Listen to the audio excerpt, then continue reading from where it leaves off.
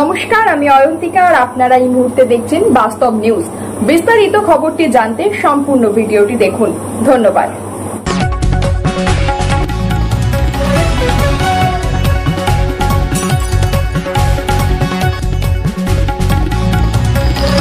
গোসাবায় গোষ্ঠীদ্বন্দ্ব প্রকাশ্যে নাম না করে বিধায়ককে তুলোধনা ব্লক কার্যকরী সভাপতির। লোকসভা নির্বাচন কাটতেই ফের তৃণমূলের গোষ্ঠী কোন্দল প্রকাশ্যে চলে এলো গোসাবায়। নাম না করে গোসাবার বিধায়ক সুব্রত মণ্ডলকে তুলোধনা করলেন গোসাবা ব্লক তৃণমূলের কার্যকরী সভাপতি সুবিদ আলী ঢালি। বুধবার বিকেলে গোসাবার চণ্ডীপুর এলাকায় তৃণমূলের জনসভা ছিল। ব্লক তৃণমূলের কনভেনর তথা জেলা পরিষদের সদস্য অনিমেষ মণ্ডলের নেতৃত্বে বৈঠক অনুষ্ঠিত হয় এই এলাকায়। সেখানে বক্তব্য রাখতে গিয়ে ব্লক তৃণমূলের কার্যকরী সভাপতি সুবিদ আলী ঢালি বিধায়ক সুব্রত মণ্ডলকে একের পর এক আক্রমণ করেন। বিধায়ক হওয়ার পর থেকে ব্লকে নিজের একনায়কতন্ত্র চালানোর চেষ্টা করেছেন। দলের মধ্যে নতুন গোষ্ঠী তৈরি করে দলকে ভাঙছেন। নিজের গ্রাম পঞ্চায়েত ছাড়া অন্য কোথাও উন্নয়নের কোনো কাজ করছেন না বলেও একের পর এক বিধায়কের বিরুদ্ধে ক্ষোভ উগরে দেন সুবিদ আলী। এমনকি নিজে বিধায়ক হয়েই প্রতিটি গ্রাম পঞ্চায়েত এলাকার অঞ্চল সভাপতিদের সরিয়ে নিজের লোককে অঞ্চল সভাপতি করেছেন সুব্রত। যদিও গোসাবার বিধায়ক তার বিরুদ্ধে ওঠা অভিযোগ অস্বীকার করেছেন। আর আপনারা সেই ছবি সরাসরি দেখছেন শুধুমাত্র বাস্তব নিউজের পর্দায়।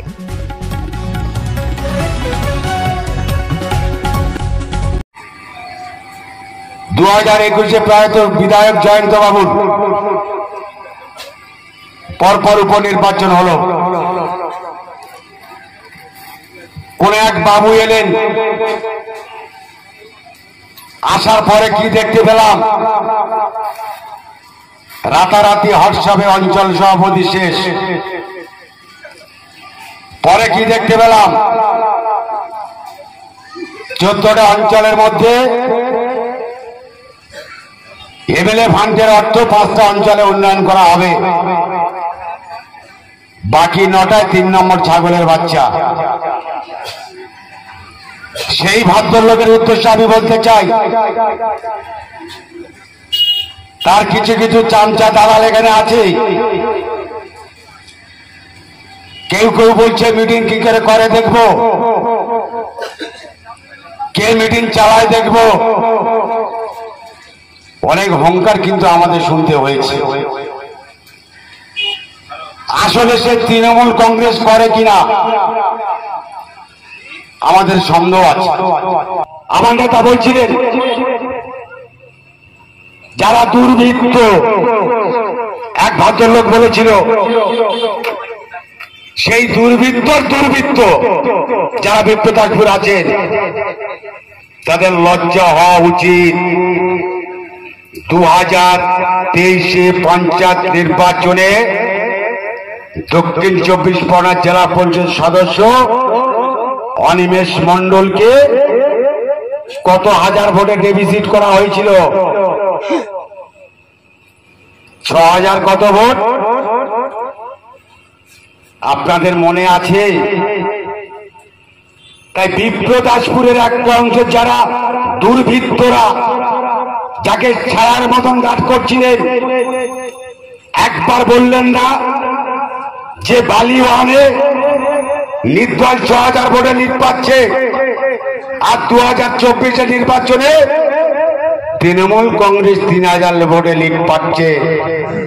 এই চালাকি তারা মহৎ কাজ করবেন না, কারণ দলের নজর আছে, চোখ আছে। আমরা যত চালাকি করি না কেন, দলের আইপ্যাক সহ ব্লকে একটা টিম রয়েছে। এ কেরম রাজনীতি? আমরা তৃণমূল কংগ্রেস করব, আবার সময় সময় বিরোধিতা করব। আমরা দুর্বৃত্ত তাকে জিজ্ঞাসা করুন যে 2023-এ 6000 নির্দল লিড দিল, সে দলের কেউ হতে পারে? এই প্রশ্ন বিপ্রদাসপুরে মানুষের কাছে রাখতে চাই। এত বড় দুর্বৃত্ত, 14টা অঞ্চল, ডিলিমিটেশন দিল 16টা অঞ্চল, 1,43,000 ভোটে কেউ যেতে, আর 5টা অঞ্চলে উন্নয়ন করে, পারবেন আপনারা মেনে নিতে? তাহলে দলের মধ্যে উপদল কে করছে? এইটা আপনাদেরকে বলা। আমরা যদি ভুল করি আপনারা চোখে আঙুল দিয়ে দেখিয়ে দেবেন, মাথা নত করে স্বীকার করে নেব। যারা দলের অভিভাবক, যারা গার্জেন বলে দাবি করে, যে দুর্বৃত্তর কথা বলে, সবচেয়ে বড় দুর্বৃত্ত সেই। কারণ 9টা অঞ্চলে আজকের দিনে দাঁড়িয়ে গোসা ব্লকটাকে প্রায় কেন্দ্র সরকার, এই যে জনবিরোধী সরকার, 4 বছর নদী বাঁধে মাটি নেই। কেন গোসা খুব শিগগিরই জলের তলায় যাবে। একবার সে কথা নেই, কোথাও কালভার্ট নেই, কোথাও রাস্তা নেই, কোথাও নদী বাঁধে মাটি নেই, এ কথা নেই।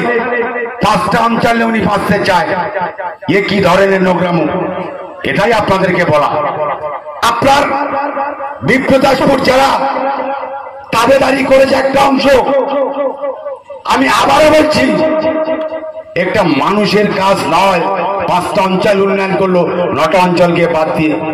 শুধু তাই না, 2023-এ পঞ্চায়েত নির্বাচনে যে অনিমেষ বাবু 60-40 টিকিট পেল, সেই টিকিট 40% কোথাও কোথাও ডাইনে বাঁয়ে করা হয়েছে। আর সেই টিকিটে যারা জিতল, 2024-এ তারা প্রমাণ করে দিল। 2021-এ যারা প্রকাশ্যে রাজপথে দাঁড়িয়ে বিজেপি করেছে, তাদেরকে টিকিট দেওয়া হয়েছে ওই লম্বা দুর্বৃত্ত। আমরা প্রমাণ না করতে পারলে নাক খচড়া দেব 100 হাত।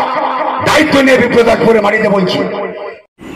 2024-এর লোকসভা ভোটের রেজাল্টের বিষয়ে সুবিদ আলী ঢালি সহ বেশ কিছু নেতৃত্ব আপনার দিকে আঙুল তুলেছেন, এই বিষয়ে আপনি কি বলবেন? দেখুন, 2024-এর লোকসভার রেজাল্ট দেখে দেখা যায় যে বেশ কয়েকটি অঞ্চল কয়েক বছর ধরে বা কয়েকটি নির্বাচনে তারা পরপর রেজাল্ট খারাপ করে আসছে। তাদের নেতৃত্বের দিক থেকে, এই সমস্ত নেতৃত্বের দিক থেকে মানুষ মুখ ফিরিয়ে নিয়েছে। তাদের নিজেদের দোষ ত্রুটি ঢাকার জন্য আমার নামে উৎসাহ অপপ্রচার করে নিজেদেরকে বাঁচাবার চেষ্টা করছে। তো তারা যে উৎসাহ অপপ্রচার করছে তা রাজনীতি ক্ষেত্রে স্বাস্থ্যকর হবে বলে আমার মনে হয় না। তাই আমি নেতৃত্বের কাছে আমি বিশ্বাস করি যে এই ধরনের অপপ্রচার করছে যারা করছে তাদের প্রতি ব্যবস্থা নেবেন, এটা বলে আমার বিশ্বাস। এছাড়া আমার কিছু আর এই বিষয়ে আমার বলার কিছু নেই। আচ্ছা, আপনার বিধায়ক তহবিলের টাকা আপনি বেছে বেছে কয়েকটি অঞ্চলকে দিচ্ছেন, এই বিষয়ে আপনি কি বলবেন? দেখুন, গোসবাটা দ্বীপ অঞ্চল, এখানে যে স্বাস্থ্যকেন্দ্রটি আছে আমাদের গোসবা হসপিটাল, এখানে বিভিন্ন দিক থেকে মানুষ এসে প্রসূতি মায়েরা ভর্তি হয়। নর্মাল ডেলিভারি যখন না হয় তখন শেষ মুহূর্তে তারা কলকাতায় রেফার করে দেন। সেই সমস্ত ক্ষেত্রে ভীষণ অসুবিধায় পড়ে এইখানকার পরিবার বা যারা প্রসূতি মায়েরা। সেই জন্য আমরা ইউএসজি না থাকায় এখানে সিজারের কোনো ব্যবস্থা নেই। তাই আমরা ঠিক করেছি যে ইউএসজির রেখে যাতে এখানে সিজারের ব্যবস্থা করা যায়। তো আমি এই বিষয়ে সিএম সাহেবের কাছে 35 থেকে 40 লক্ষ টাকা দিই ইউএসজি কেনার জন্য, তার মাধ্যমে কেনার ব্যবস্থা করার জন্য আমরা ফান্ড দিয়েছি। এছাড়া ইউএসজি এই যে সিজার ছাড়াও অন্যান্য যে সমস্ত পরীক্ষাগুলো করা যায় তাতে করা যায়, সেজন্য এই অত্যাধুনিক মেশিন কেনা হচ্ছে। এছাড়া যে সমস্ত গুরুত্বপূর্ণ দিক যেগুলো অগ্রাধিকার ভিত্তিতে এই স্বাস্থ্য পরিষেবার সাধারণ মানুষ যাতে সুফল পায়, এই রোগীদের আনার জন্য এক একটা আইল্যান্ডে 3টে 2টো যে সমস্ত অঞ্চল আছে সেই সমস্ত অঞ্চলগুলিকে অগ্রাধিকারে এই অ্যাম্বুলেন্সে দেওয়ার ব্যবস্থা হয়েছে। তাই যে কথা বলা হচ্ছে যে বেছে বেছে অঞ্চলগুলোকে দেওয়া হচ্ছে, এ কথা সম্পূর্ণ মিথ্যা। সমস্ত খবর সবার আগে জানতে অবশ্যই বাস্তব নিউজ চ্যানেলটি follow, like, share and comment করতে ভুলবেন না। ধন্যবাদ।